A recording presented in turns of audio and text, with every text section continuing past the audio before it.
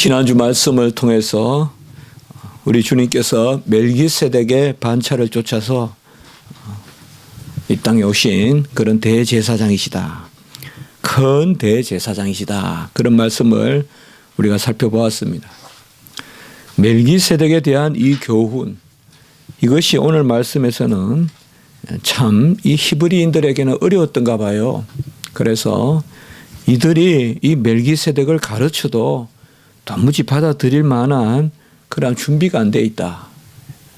그래서 말씀의 초보에 대하여서도 제대로 모르고 있다. 그렇게 말씀하고 있고, 얼마나 오랫동안 배워서 선생이 돼도 몇 번 돼야 될 사람들이 선생이 되기는커녕 초보도 준비가 안 돼 있고 아직 단단한 것을 먹지 못하고 젖이나 먹어야 될 그런 이치에 있다라고 이렇게 말합니다. 결국 오늘 교훈은 이 멜기세덱에 대한 그 진리 자체를 전하여 주기보다 이 멜기세덱에 관한 교훈을 받아들이지 못하는 그러한 히브리인들, 우리 전체적으로 히브리서는 항상 이 히브리인들을 지금 겨냥하면서, 히브리인이 누굽니까? 이스라엘 민족이잖아요.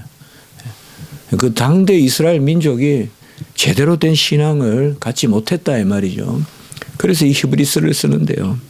참 제가 히브리서를 좋아한다고 했지만은 읽으면 읽을수록 뚜렷한 목적의식을 가진 그런 서신서, 어떤 것보다 그런 느낌을 제가 많이 받습니다.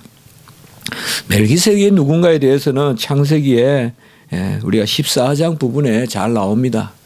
메소포타미아 전쟁이라고 해서 그 당시에 메소포타미아 왕들이 이제 쳐들어와 가지고 특별히 이 롯의 땅을 침범하고 또 거기에 수하들을 318명을 잡아서 갑니다.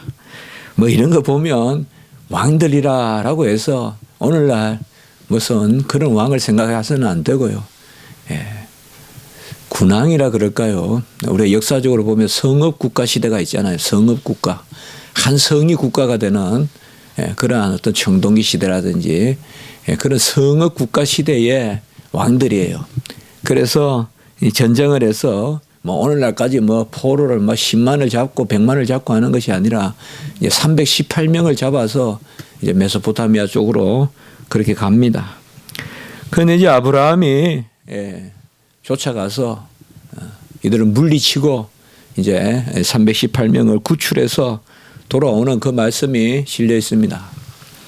아브라함이 뭐 이 정도 전쟁꾼이냐, 이 정도밖에 안 되냐라고 생각이 쉽지만은 우리가 인생을 살아보면 항상 낱말하듯이 하기 어려운 거예요. 아브라함이 전쟁을 일삼는 사람이 아니잖아요. 우리가 역사를 읽을 때는 항상 그런 의식을 가져야 돼요. 이스라엘 백성은 다리를 놓고 또 전쟁을 하는 그런 백성이 아니에요. 특별히 출애굽에서도 그들이 400년 동안 뭘 했어요? 그저 그냥 흙이나 이기고 항상 그들이 뭘 하고 있었느냐? 한 번도 하나님은 이스라엘 백성을 이 병기로 무장하게 안 해요. 어떻게 보면 이스라엘 백성이 전쟁을 할 만큼 될 때는 이 사울 때예요. 사울의 왕을 세우고 그리고 그 전쟁에 아주 능하게 등장하는 분이 바로 이 다윗이에요. 그전에는 전쟁을 준비하는 국가가 아니에요. 이 당시에는 전쟁이 일상입니다. 전쟁이 일상이에요. 무조건 싸워서 이겨야 살아남는 시대잖아요. 그리고 무슨 뭐 국제법이 있는 것도 아니고 가을만 되면 풍년의 기쁨이 있기 전에 이 쳐들어와 가지고 훔쳐가기 때문에 소출을 잘 해놔도 우리가 그런 걸 많이 볼 수가 있잖아요. 기도원이나 이런 기사들을 보면 소출을 잘 해놔도 뭐 포도를 잘 깎아놔도 다 훔쳐가는 거예요. 와가지고 매일 추수 때마다 이 전쟁이 일어나는 거예요. 그런 시대에 사실상 하나님이 군대를 마련해야 할 만도 하신데 안 한다 이 말이에요. 하나님이 일찍 국가를 이루어서 딱 나라를 하나 만들어 놓고 그 사사시대 때 보면 절대 국가를 안 만들어 주신단 말이에요. 하나님이 하나님이 직접 지켜주시겠다는 거예요. 그러면서 항상 이스라엘 백성은 당하는 거예요. 왜 당하냐? 또 하나님의 또 뜻은 그들이 무기가 없어 당하는 게 아니다 이 말이에요. 죄를 지으니까 당한다는 거예요. 이거 잘 읽으셔야 돼요. 성경은. 죄를 지으니까 쳐들어오는 거지 나라가 약해서 쳐들어오는 거 아니에요. 그럼 스위스나 오스트리아나 이런 중립국가는 군대가 없어요. 스위스는 군대가 없어요. 그래도 침범을 안 당하잖아요. 하나님이 지켜주셔야 되거든요. 그러니까 이스라엘 백성들이 사사시대는 그렇게 전쟁을 많이 했지만 이스라엘은 군대가 없어요. 군대가. 그러니까 장군을 하나서 세워서 그때마다 이제 오합지졸들 아니에요. 전부 다. 그래서 항아리나 들고 그냥 불이나 들고 깨서 무슨 전쟁을 하는 사람들이 아니에요. 그래서 하나님이 또 이기게 하시고 또 이기게 하시고 하도 그러니까 이제 뭐예요. 이스라엘 백성이 이제는 왕을 세워주십시오. 왕을 세워주십시오. 저 이방의 나라들은 왕이 있으니까 저렇게 나라가 힘이 센데 우리도 왕을 세우소서 왕을 세우소서 그게 이제 사울왕을 세운다고요. 하나님이. 사울왕을 세워주시고 그리고 이제 다윗 때 되면 정말 다윗은 이제 군대를 갖추고 우리가 요압이니 이제 그 아비세니 하면서 그 군대에 아주 장군들이 등장하잖아요. 이 당시에 사실상 그런 큰 전쟁이 있었던 건 아니고 이 하나님은 하나님의 백성을 군대를 안 만들어요. 아니 오늘날도 무슨 일이 있으면 기도하면서 이겨야지 평소에 성격을 강하게 하고 평소에 아주 모질고 그러면 안 돼요. 우리 믿는 사람들은. 저도 하나님이 그때 하나님이 친히 싸우셔서 하나님이 나의 전쟁에 능하신 하나님이 친히 이겨주셔야 되지. 절대 성격을 모질게 하면 안 돼요. 이거 유혹이에요. 우리 믿는 백성들에게도. 저 사람이 저러니까 나도 좀 아주 세상 사람같이 그래야 살아남는다. 저는 그렇게 생각 안 합니다. 우리 그렇게 생각하면 안 돼요. 좀 어리석어도 모질라도 좀 늦어도 당하면서 사는 게 낫지. 세상 거 배워가지고 이기려고 들어서는 안 됩니다. 구약을 보면 그거예요. 그래서 혹자는 오해할 수도 있어요.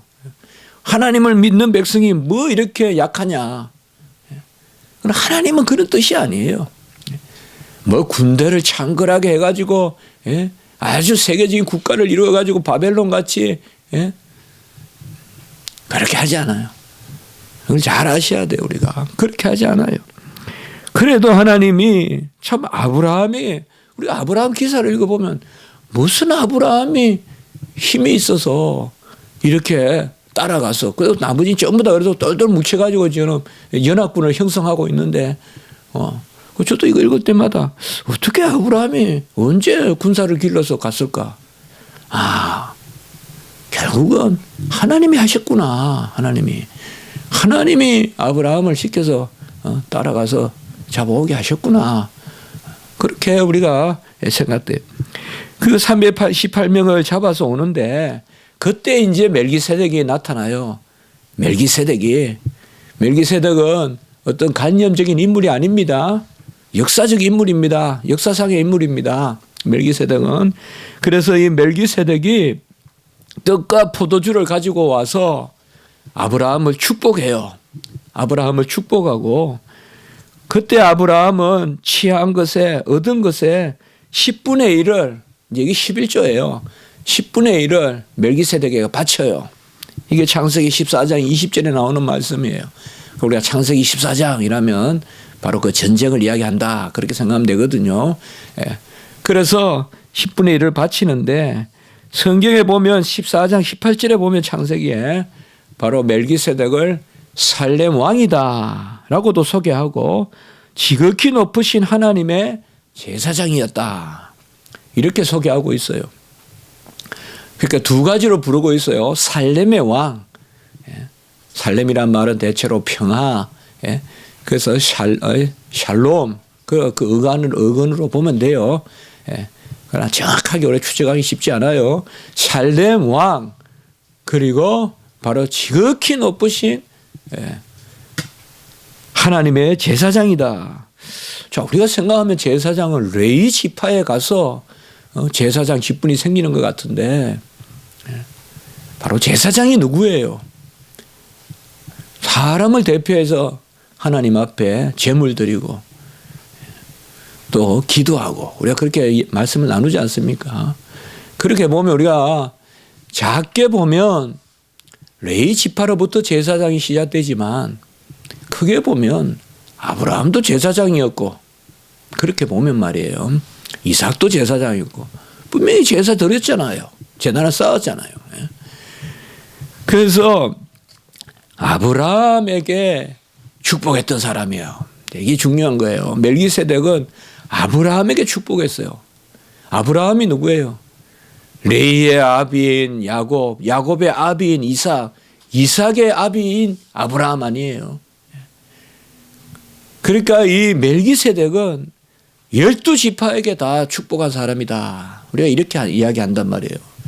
큰 제사장이단 말이에요. 그러니까 레위 지파 12지파 중에 하나인 제사 직분을 맡은 레위 지파 그게 아니라 아예 야곱과 이삭과 아브라함을 축복한 12지파를 축복한 그게 의미가 있어요. 그래서 멜기세덱의 반차를 쫓는다. 시편 110편 4절에도 나오잖아요. 바로 멜기세덱의 반차를 쫓아라고 하면 좋을 텐데 거기 또 서열을 쫓아 이렇게 번역했는데 저는 이유를 알 수가 없어요. 옛날에는 반차라고 했는데 이런 것들을 우리가 번역에 조금 문제가 있는 거예요. 어떤 면에서는. 구약학자들은 구약학자대로 번역하고 신약학자들은 신약. 그거 아니거든요. 뜻이 통하거든요. 그 단어를 분명히 반차라고 70인경에서 번역하고 우리가 그렇게 읽고 있는데 그 번역이 서로 다르면 어떡해요. 다 시편 110편 4절도 여러분들이 읽으실 때 오늘 여기 말씀같이 지난주 10절 같이 멜기세덱의 반차 이런 말을 마치 그냥 너무 제가 몇 번 말씀했는데 어쩌면 막 컴플렉스가 있듯이 무슨 한자만 쓰면 뭐 우리가 뭐 열등민족인 것 같이 이건 정말 저는 이해하기 어려워요. 정말 이게 열등한 표예요. 2000년을 한자를 썼으면 한자도 우리나라 문자지. 그럼 일본이 한자 다 쓰는데 그러면 일본 그 한자를 자기 문자를 안 그래야 되겠네. 그러면 유럽에는 라틴어밖에 남는 거 없어요. 모든 것은 다 안 써야 되고 그러면 불어도 도고도 전부 다 자기 나라 말 아니에요. 그렇게 말하면. 그런 것은 우리가 너무 수구적인 생각이에요. 잘못된 생각이에요. 반차 이런 말을 왜 안 써요? 우리 선조님들이 이렇게 좋은 단어들을 뽑아서 저는 그렇게 생각하는 사람.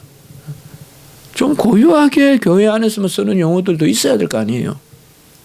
그게 너무 세상 말로 뭐 그게 마치 뭐 신앙생활을 잘하는 것 같고 너무 요새 젊은이들이 기독교 젊은 연합운동하고 이런 데 아주 쓸데없는 단어나 바꾸고 그렇게 해서 그게 되겠어요.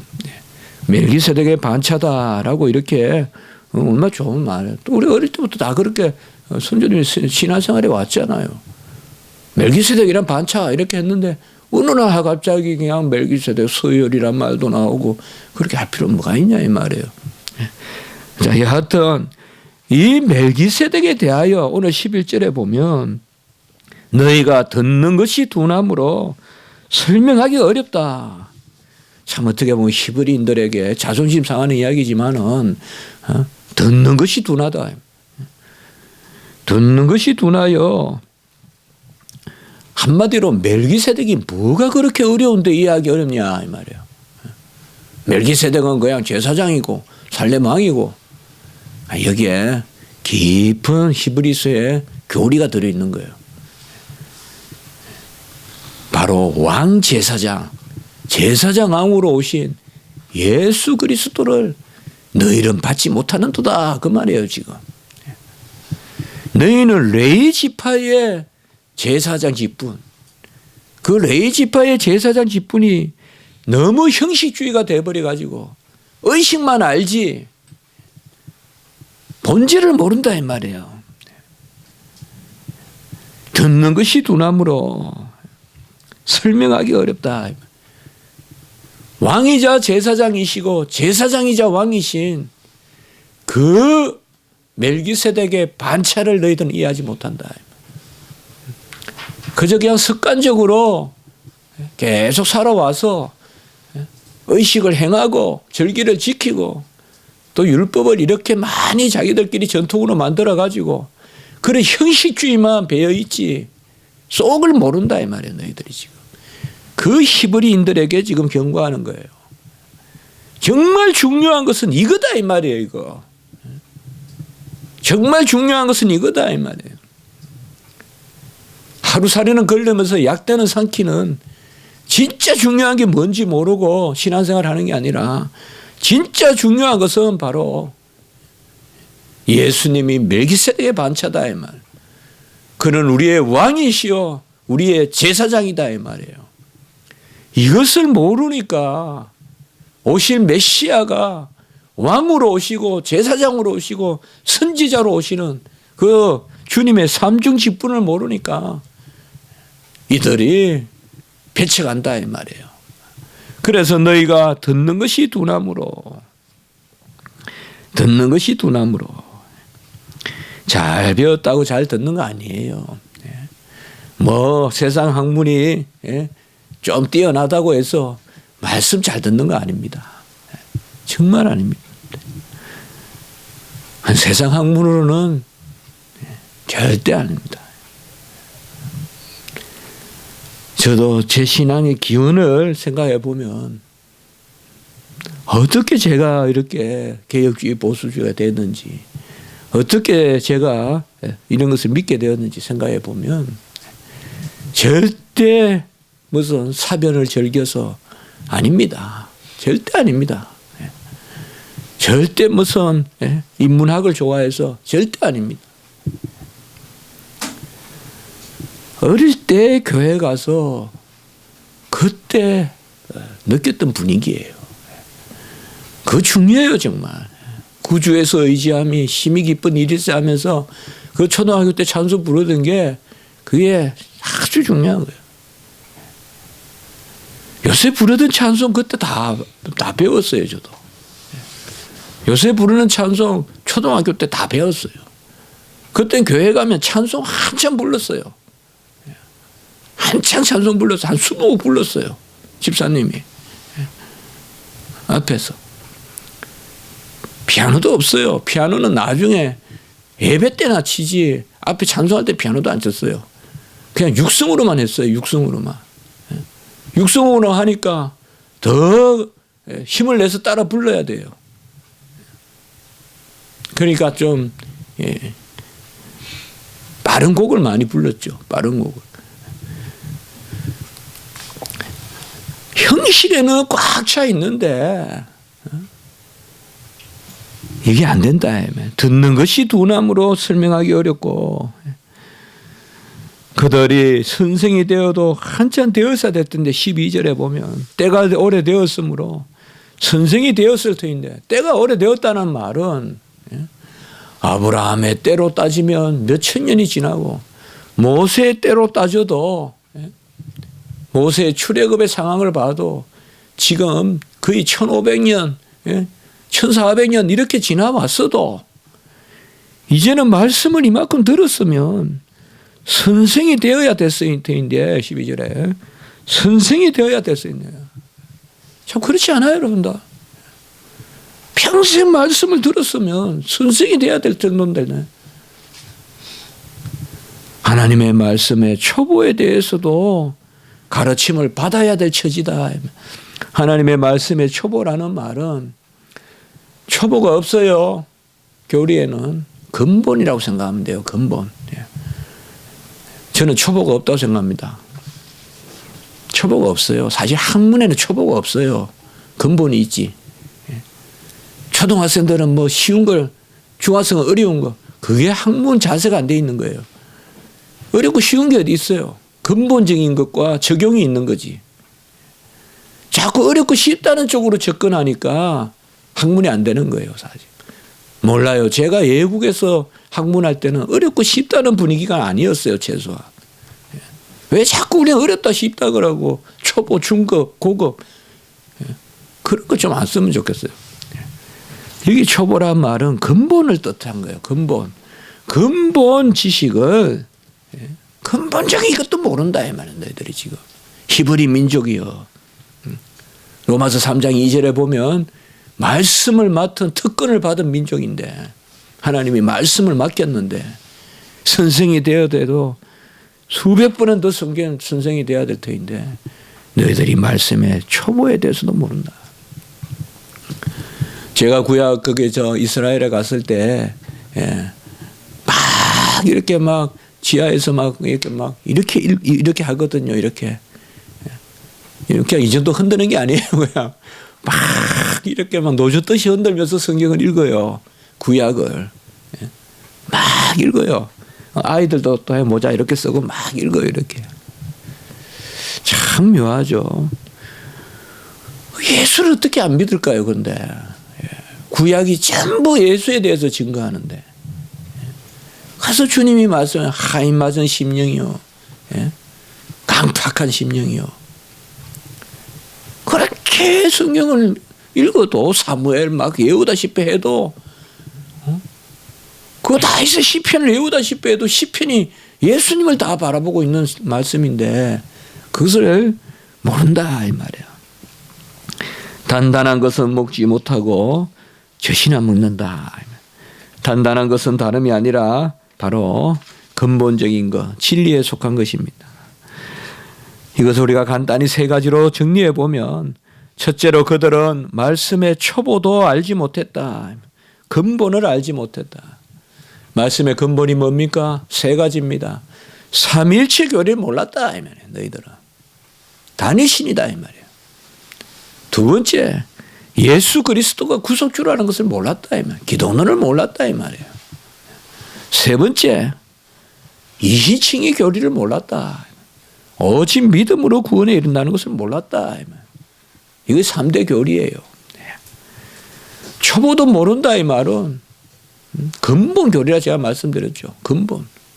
이게 가르쳐야 되나 어릴 때부터요. 삼위일체 그리고 기독론 그리고 이시칭의 구원론 이것도 모르고 천사 숭배하고 우상 숭배하고 부활이 없다 하고 기껏 철학을 배워가지고 세련됐다고 한다는 말이 부활이 없다 하고 이렇게 한다 이 말이에요. 말씀의 초보도 알지 못했다 이 말이죠. 근본을 배우는 거 중요합니다. 배가 있으면 노를 저을 줄 알면 가는 거지. 뭐 치장을 안 해도 노를 저을 줄 알아야 돼요. 아무리 말이 많고 뭐 경험이 많아도 노를 못 저으면 배는 안 가는 거예요. 근본 알아야 움직이지. 쓸데없는 것만 아무리 안 와도 근본을 모르면 아무것도 모르는 거예요. 두 번째는 단단한 음식을 먹지 않다. 단단한 음식은 뭘까요?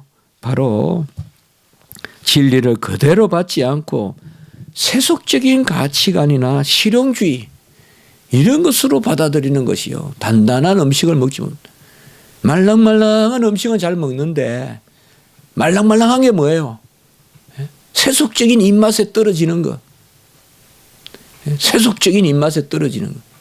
세상 사람들도 즐겁게 하고 먹으면 말랑말랑한 그런 것은 잘 먹는데 실용주의에 맞고 세속적인 가치관에 맞아 떨어지고 이런 것은 잘 먹는데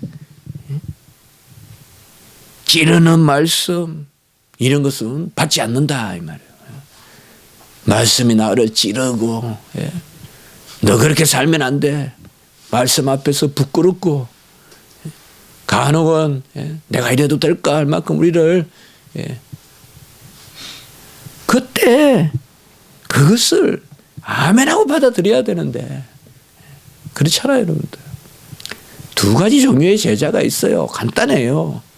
스승이 채찍을 들어서 막대기로 때리면 감사하다고 더 열심히 뛰는 학생이 있고, 스승이 막대기를 들면 그걸 오해해서 그냥 자리를 떠나는 제자가 있고, 두 종류의 제자가 있어요. 단단한 것을 먹는 사람은 막대기로 때리면 아유 감사합니다 하면서 그 뛰쳐간단 말이에요. 거기서 확 차이가 나는 거예요. 다 비슷비슷해요. 보면 얼마나 교훈을 받고 그것에 대하여 수용력을 지니고 순종하면서 배우려고 하느냐, 그게 안 돼 있다 이 말이에요. 세속적인 입맛에 맞는 그러한 말랑말랑한 것만, 부드러운 음식만 취하려고 한다 이 말. 좋은 건 다 좋은데 조금만 힘들면 그냥 와르르 무너진다 이 말이에요. 와르르 무너져요. 다 경장을 갖춰 있고, 좋은 곳에서 성경을 펼쳐서 아 그래요, 아주 부드러운 미소를 띠면서 성경 공부할 때는 좋은데 삶에 부딪히면 그저 퍽퍽 쓰러진다 이 말이에요. 이게 단단한 음식을. 세 번째는 그들은 젖을 먹는 자다. 젖을 먹는 자는 13절에 설명하고 있어요. 이런 말씀은 우리에게 바로 가르쳐주는 말씀이잖아요. 젖을 먹는 어린아이니 의의 말씀을 경험하지 못했다. 세 번째는 의의 말씀을 경험하지 못했다. 우리가 시편 말씀 나눌 때 계속 이야기하죠. 의와 함께 자비가 있잖아요. 사랑이 있고 공의가 있잖아요. 그런데 이들은 뭐예요? 사랑만 타령하지 의는 모르는 사람들이다 이 말. 사랑 이야기만 하지 의를 모르는 사람이다 이 말. 의를. 주여 나에게 베풀어 주십시오. 인애를 베풀십시오. 긍휼을 베푸시오. 자비를 베푸십시오. 말만 하지 진리와 공의와 하나님의 말씀에 거하는 반석이 없다 이 말이에요. 의의 말씀을 경험하지 못했다. 이번 주에도 우리가 말씀을 나누었지만 결국 뭘 기도할 수 있겠어요. 우리가 말씀을 묵상하면서 진리 의에 거할 때 기도 제목이 나오는 거 아니에요. 같이 합시다. 인자와 진실 가운데 하나님께 영광을 올린다. 이게 이번에 금요 예배의 주제였잖아요. 하나님의 인자, 헤세드, 사랑이 있는데 그 사랑은 뭐예요? 진실 가운데 사랑이 있어야 하나님의 영광을 받지 않느냐 이 말이에요. 막 교통법규 어겨서 집에 일찍 갔다. 그게 하나님께 영광이 되겠냐 이 말이에요. 사랑 받은 거 그것만 가지고 영광이 안 된다면 하나님은 진실 가운데 사랑해야죠. 그래서 우리 그 세 단어를 생각했잖아요. 진실과 사랑 가운데 바로 하나님은 영광을 받으신다. 그 젖을 먹는 사람은 이 사람이에요. 이거 우리가 많이 성숙해져야 돼요. 의가 즐거워야 돼요. 진리가 즐거워야 돼요. 막 힘들고 당할 때도 그 당시는 어렵고 힘들어도 그래도 우리가 돌아서면 그래도 내가 하늘나라 가는 게 진리밖에 더 있겠냐, 의밖에 더 있겠냐 하면서 의를 즐거워할 때 하나님의 사랑의 역사가 있고 함께 나타나는 거죠. 여긴 바로 그거예요. 히브리인들은 바로 초보도 알지 못했고 단단한 음식을 먹지 못하는 세속주의에 빠져가지고 그저 실용주의, 말랑말랑한 음식만 좋아하고 좋은 말만 들으려고 하고 의의 경험이 없다 이 말이에요. 참 중요한 이야기예요. 의의 경험이 없다 이 말이에요. 의에 대해서는 도무지 경험이 없다. 그래서 14자는 바로 이제 단단한 것을 먹는 사람은 누구냐 간단하게 살펴보면 바로 지각을 사용함으로 이것이 중요해요.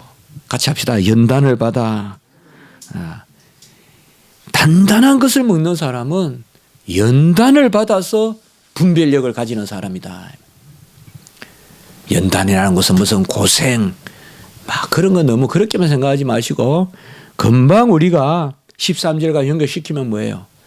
의의 경험을 통해서. 의의 경험. 참 내가 막 마음대로 말할 수 있고 시원시원하게 그냥 다 해결할 수 있는데 하나님이 이웃을 사랑하라 했다 이 말. 그 의. 그것을 말씀을 생각해서 참았다. 그게 연단이라 이 말이에요. 그걸 통해서 뭐냐? 선악을 분별할 줄 아는 사람. 정말 좋은 말씀이에요. 연단을 통해서 선악을 분별할 줄 아는 사람이 단단한 것을 먹는 사람이다. 단단한 것을. 그래서 우리는 말씀을 머리로 배울 게 아니라 심령으로 아멘하고 자꾸 말씀을 붙들고요. 자꾸 무슨 상황이 일어날 거라고 생각하고 준비해야 돼요. 막 말씀만 듣고 그냥 지식에서 끝나지 말고 하나님 이 말씀을 제가 붙들었으니 무슨 일이 생기면 이 말씀을 적용해서 이기게 하시옵소서. 자꾸 준비해야 그 말씀이 역사해요. 오늘 그게 바로 이거예요. 분명히 단단한 것을 먹는 사람은 이 진리에 대한 부딪힘이 있어요. 의에 대한 부딪힘이 있어요. 분명히 있어요. 그러나 매사에 있죠. 성질대로 성격대로 하지 말고 좀 참으면서 그 말씀을 아멘 하나님 말씀입니다. 말씀에 비추어 제가 참아보겠습니다. 그러면 그게 단단한 음식을 먹는 거다 이 말이에요. 그게 단단한 음식을 먹는 것이다. 이렇게 오늘 말씀하고 있습니다. 항상 우리가 이런 말씀을 볼 때는 내가 어떻게 해야 되겠다 그걸 이야기하는 것 같지만 그래도 우리 뭐예요? 역시 하나님의 은혜가 있다 이 말이에요. 하나님의 은혜가 있으니까 단단한 음식을 먹는 거. 단단한 음식을 먹게 되는 것도 은혜예요. 잘 안 돼요. 이거 쉽게. 안 됩니다. 안 돼요. 말씀을 들었을 때 그냥 편하게 살려고 들고 말씀이 그냥 세상에 편한 것과만 연결되고 이방 종교같이 말이에요. 말씀이라면 그냥 세상에 편한 것. 말씀이라면 세상에서 그냥 잘 사는 것. 이렇게 연결시키는 사람이 있고요. 말씀이라면 십자가를 지고 말씀이라면 주님과 같이 고난을 받고 그 가운데 즐거움이 있고 이렇게 마음을 쓰는 사람이 있다. 이거 하나님 은혜예요. 우리가 그렇게 말씀을 봐야 돼요.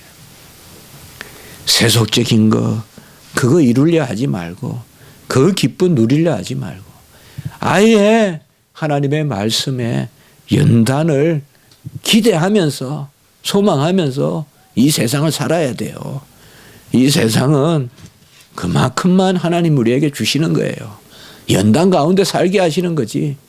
이 세상에서 다 결산받고 못 사니까 그렇게만 생각하고 그 말씀을 받아들이고 말씀을 즐거워하면 그게 단단한 것을 먹는 사람이다. 참 히브리서가 우리에게 주는 교훈이 이렇게 큽니다. 한번 기도드리겠습니다. 거룩하고 자비로우신 하나님 아버지, 오래 말씀을 들었으나 그리스도의 초보도 알지 못하고 배워야 되고 선생이 돼도 몇 번은 되었어야 될 그런 교훈을 받았음에도 선생이 되기는커녕 어린아이와 같이 젖만 먹고 있는 그러한 히브리인들에게 대한 경고의 말씀이 우리를 향한 말씀인 줄 믿습니다. 하나님 아버지, 우리는 참 연약하여 아버지여 그저 부드럽고 그저 편하고 그저 별일 없고 그저 칭찬받고 그런 일이 말씀이 주는 것인 줄 착각합니다. 하나님, 연단의 의의 경험을 통하여서 단단한 것을 먹는 저희들이 되게 하시고 진리 가운데 하나님의 인애의 역사가 있어서 하나님께 영광을 올려드리는 그 도구가 되는 저희들이 되게 해 주시옵소서. 주여, 근데 우리의 삶이 의의 경험이 되게 하시고 우리의 삶이 그 가운데 하나님의 자비의 놀라운 은총의 삶이 될 수 있도록 인도하여 주시옵소서. 그래야 하나님께 영광이 되는 저희들의 삶이 되게 하시고 우리의 교회도 우리 십자가지기 교회도 이러한 의의 경험과 연단과 진리의 반석이 온전한 교회가 되게 해 주시옵소서. 오늘 한날 예배를 주님 의지합니다. 또 부서 모임 또 순서 말씀 가운데 역사하여 주시옵소서. 구주 예수 그리스도 이름으로 감사하며 기도드리옵나이다. 아멘.